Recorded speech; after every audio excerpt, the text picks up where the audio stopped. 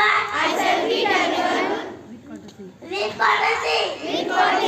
to my country and my people.